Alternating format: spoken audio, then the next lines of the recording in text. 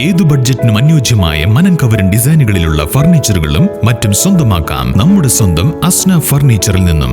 നിങ്ങളുടെ വീടും രാജകീയമാവും.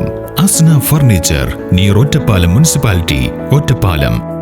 വോട്ടെടുപ്പ് സുതാര്യമാക്കാനായി മുഴുവൻ ബൂത്തുകളിലും ക്യാമറ സ്ഥാപിക്കാനും മൊബൈൽ ഫോൺ ഒഴിവാക്കാനുമുള്ള കർശന നടപടികളുമായി തെരഞ്ഞെടുപ്പ് കമ്മീഷൻ.